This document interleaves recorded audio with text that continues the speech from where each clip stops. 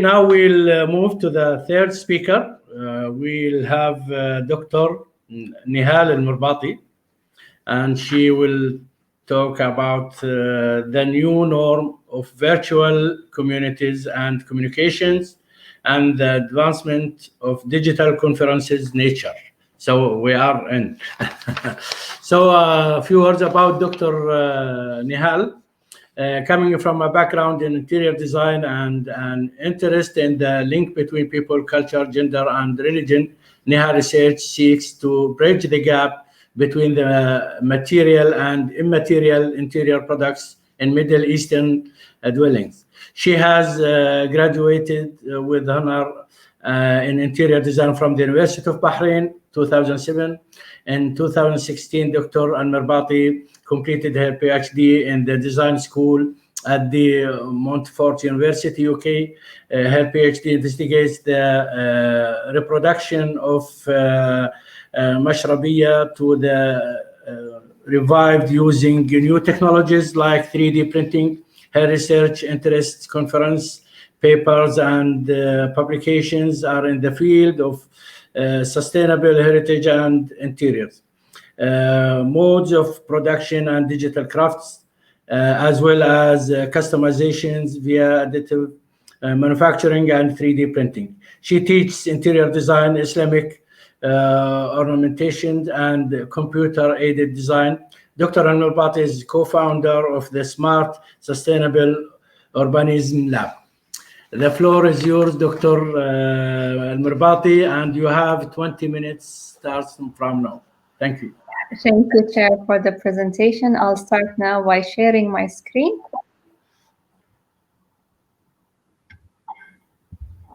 If you can please confirm if you can view my shared screen.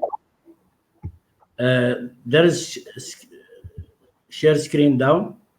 Yes. Can you view my PowerPoint now? Yeah, it's there. Okay, great. Thank you so much, and good afternoon. Good afternoon to all of this brilliant audience we have today in this virtual conference and forum. Yes, as you mentioned, Doctor, I would be presenting about a new norm of virtual communities and communication, just like the one we are in across all the countries and with different ages and sectors. A new meeting norm has emerged. This new trend happened and spread widely after the pandemic or during this COVID-19 situation, with a variety of online platforms that being on the go now, in a race actually, that kind of mimic our offices, classrooms, social activities, and also our academic conferences. These different modes and applications are studied in this presentation, and I'll give you a brief about their possibilities, the negatives, and the drawbacks of some of these applications, and a small summary of the comparison between them all. So the new norms are seen now with our children using Google Classrooms to mimic their classes and entering meetings with the teachers all day long. If you haven't tried attending a gym and an aerobic session with your instructor via Zoom, try it out. It's a great experience. And also something that we do on a daily basis, which is our meetings to run our businesses.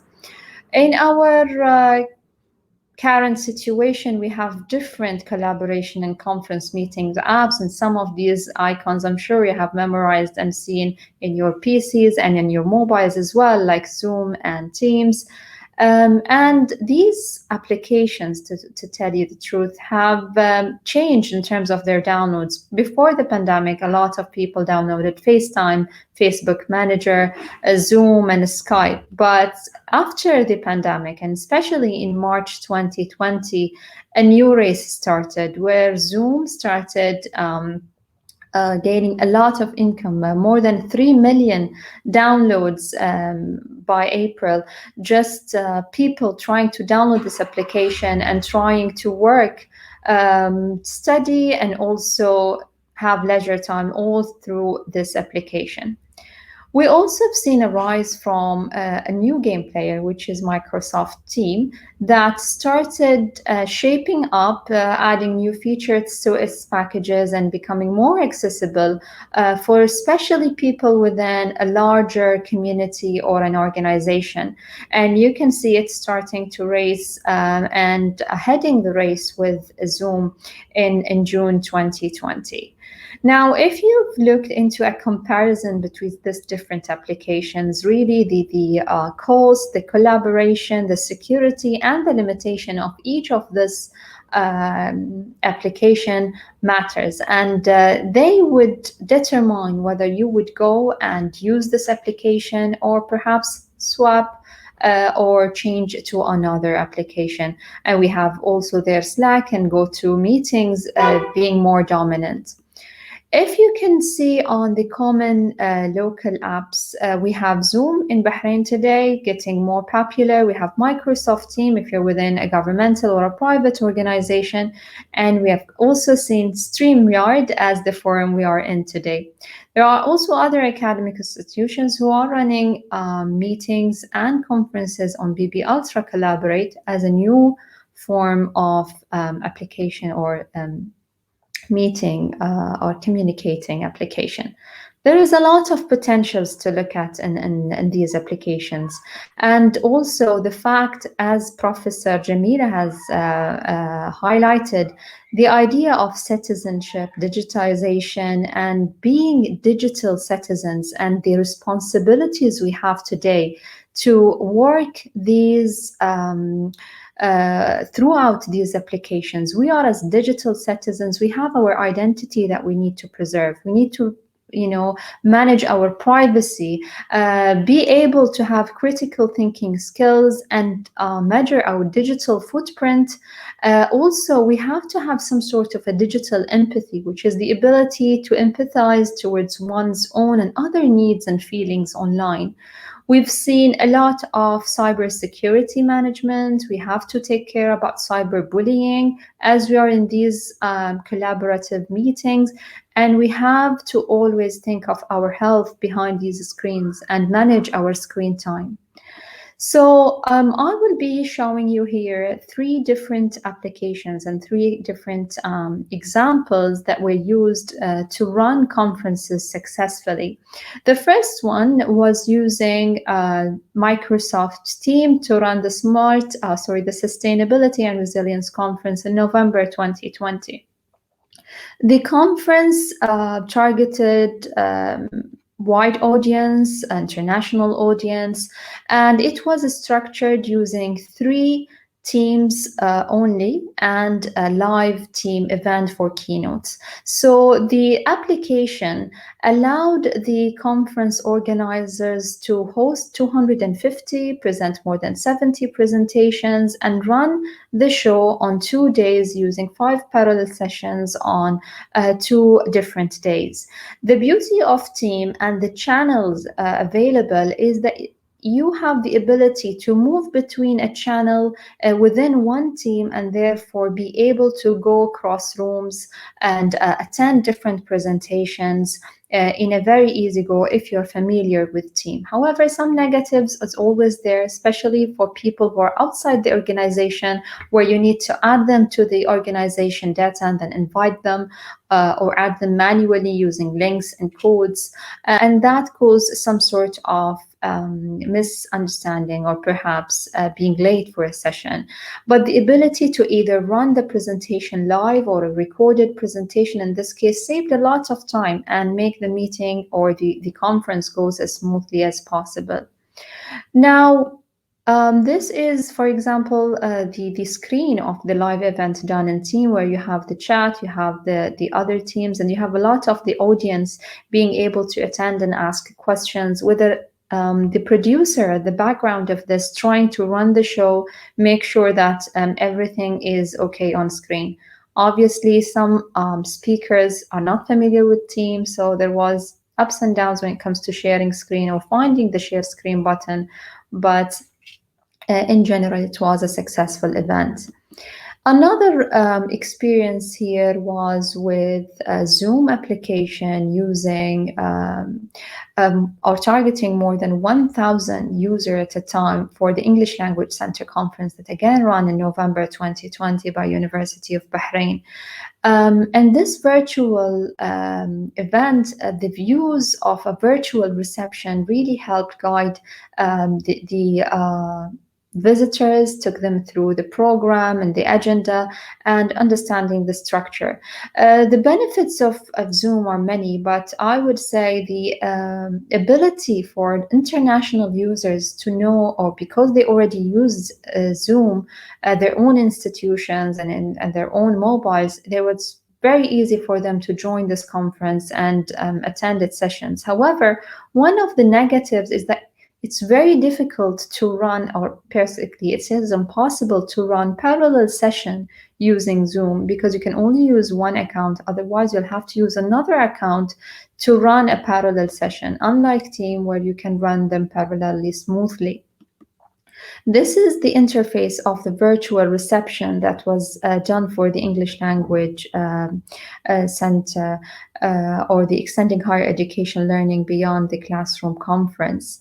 It was considered very successful, again, very welcoming, with some negatives that would be taken into consideration by the organizing committee. Another amazing application is the one we're using now to run the show here in the 6th ICT Arab Forum using the Streamyard conference.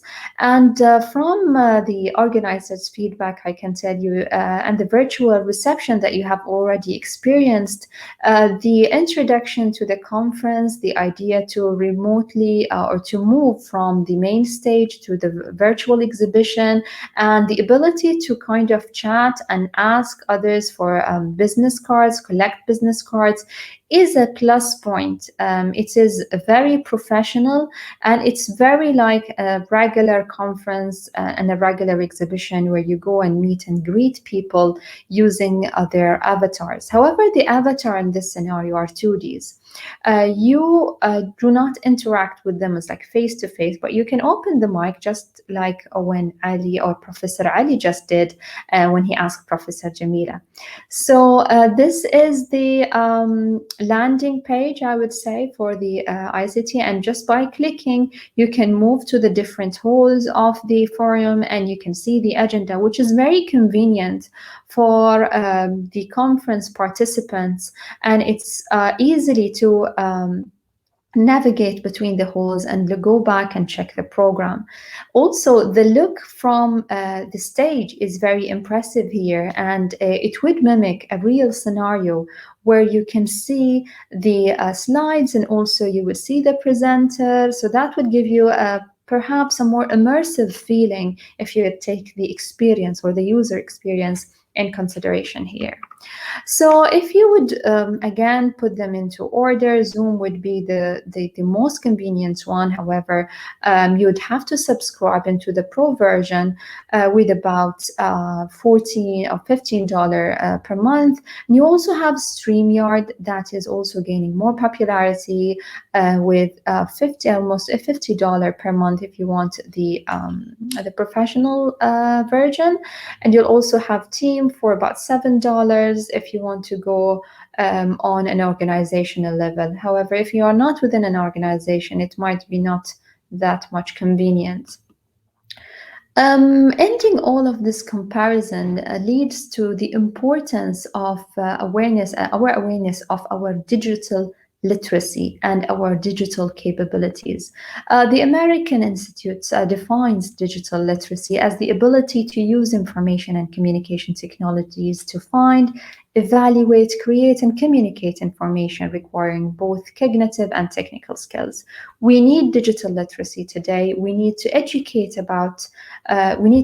ourselves about digital literacy today, because this new norm is not going to stop by the end of the pandemic. It would continue, and we need to have the abilities and the tools, and we have to have something that we call the technological resilience, which is an organization ability to maintain acceptable service level through and beyond severe disruptions whether its critical processes has been infected or stopped due to uncertain situations like today with the pandemic. So it's very important that we get ourselves familiarized with these technologies and these communities and platforms, and perhaps wait for a more advanced one where this 2D avatar that we've seen in Streamyard can go into a VR figure, as I would show you in this virtual expo video.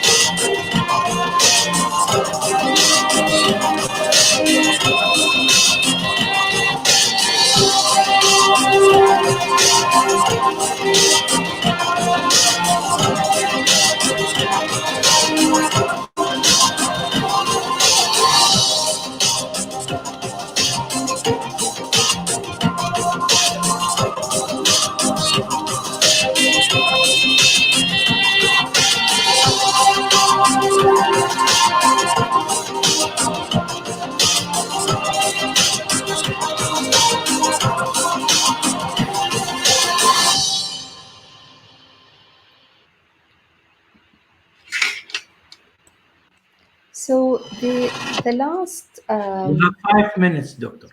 yes, I have my last slide. So this last example shows you the possibility of adapting into a VR environment where the entire conference can be built in a virtual world with all the data and the sessions being recorded, pre-recorded, or also running live on a conference hall on a main stage as well.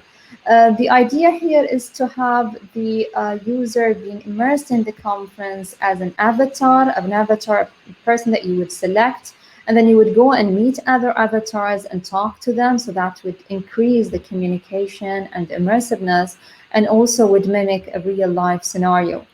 As a future forecast to what I have presented today, definitely a new norm will force itself in the nature of collaboration and conference organization. Our digital presence is now acceptable and proven equivalent to physical presence. And last but not least, the digital presence can be considered as much more sustainable option, saving time, money, and economy while maintaining exposure, quality, and active participation. So by this, I think I can conclude my presentation. I wish you all a happy conference, and I go back to you, Professor, Doctor. Thank you, Dr. Nehal. Very nice presentation, and we have enough time for questions. Actually, there is a comments from Dr. Al-Ali. He's saying, let's hope Corona will be over soon. Do you think we should conduct our conferences and the classes in building way? Example, we can have the Arab ICT forum virtually and face-to-face at the same time. What's about the cost of such a platform to run one-day event like our today? Okay, well, I'll take it from I think it has two questions. Thank you for all, first of all, Professor Ali, for your question. I believe that, yes, we can do both. We can run them face to face, just not to, leave this a human touch and this academic and critical thinking skills that we usually use in these live events, but also in certain rooms for people who are coming from abroad. You can run the shows virtually. So you can have something that we would call as a hybrid conference, where you have to have the face-to-face and you can dedicate one room for the virtual sessions. And this is not a new, it's not a new practice. In previous years, I've attended conferences where,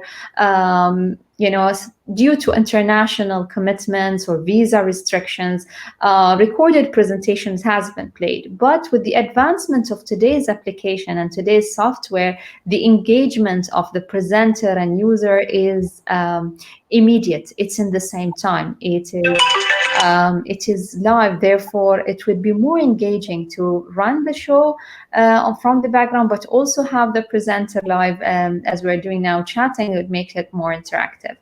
And as for the cost part, the cost really can be a tricky question, but it can be very cheap if you consider the number of audience that you're targeting. If you're offering this for free, imagine the amount of knowledge that you are balancing with a subscription of about $50. If we are speaking about the virtual expo, then yes, it might be a bit more expensive because it would require a lot of modeling and programming that is happening in the background, and something, let's say, a bit more than 5,000 BD to run a 1 or 2 day show.